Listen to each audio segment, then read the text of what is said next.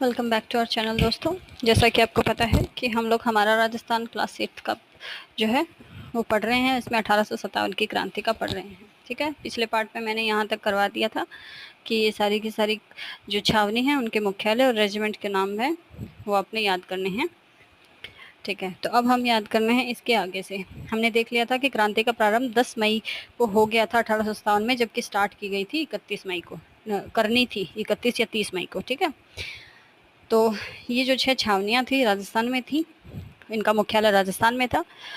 इन सैनिक छावनियों में 5000 सैनिक भर्ती किए गए, भारतीय सैनिक भर्ती किए गए थे, लेकिन इनके अतिरिक्त कोई भी यूरोपियन सैनिक इसमें नहीं था। ठीक है, तो एजीजी को लगा कि ये तो सारे ही भारतीय हैं, तो ये चिंता का विषय उसके लिए बन गया कि इनको कंट्रोल कैसे किया जाएगा।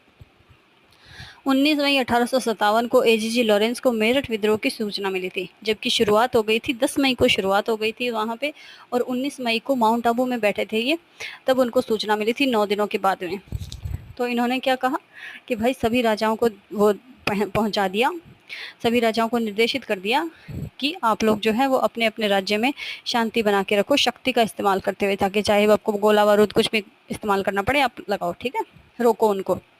नसीराबाद में विद्रोह जो है 28 मई 57 को नसीराबाद छावनी के सैनिकों ने विद्रोह कर दिया। यहाँ पे तोपखाने लूट दिए गए थे। ये पूछा जाता है कि भाई तोपखाने कहाँ लूटे गए थे। वो नसीराबाद विद्रोह में लूटे गए थे, जो 28 मई को स्टार्ट कर दिया गया था। इसमें मेजर फोर्टिसवुड और न्यूबेरी की हत्या कर दी गई थी और दिल्ली की ओर प्रस्थान कर गए थे। ठीक है, आपको वो क्रांति के जो सेंटर है वो याद रखने हैं जहाँ पे किसी भी ब्रिटिश अधिकारी की हत्या कर दी गई थी। ठीक है, मेजर स्पॉटिसवुड और न्यूबेरी की हत्या नसीराबाद में कर दी गई थी। नीमच में विद्रोह 3 जून को हुआ था। यहाँ जो है सैनिकों का जो लीडिंग है वो मोहम्मद अली बेग के नेतृत्व में शस्त्रागार में आग लगा दी गई थी। लीड किया था मोहम्मद अली बेग ने। नीमच छावनी के कप्तान जो है मैकडोनाल्ड ने किले की रक्षा का जो है प्रयत्न किया था, लेकिन किले में तैनात सेना भी तो भारतीय थी, उन्होंने भी अंदर से संघर्ष शुरू कर दिया। विद्रोही सैनिक चित्तौड़गढ़, हमीरगढ़,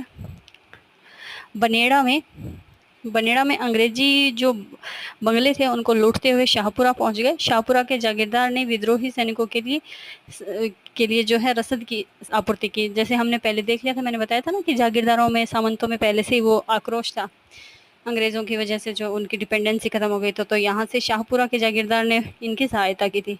नीमच में क्रांति की सूचना पाते ही शावर्स ने जो है मेवाड़ की एक पलटन को क्रांतिकारियों को निकालने के लिए भेजा और स्वयं नीमच की ओर बढ़ गया। तो शावर्स ने मेवाड़ की ओर तो भेज दिया एक पलटन को, और नीमच की ओर खुद बढ़ गया।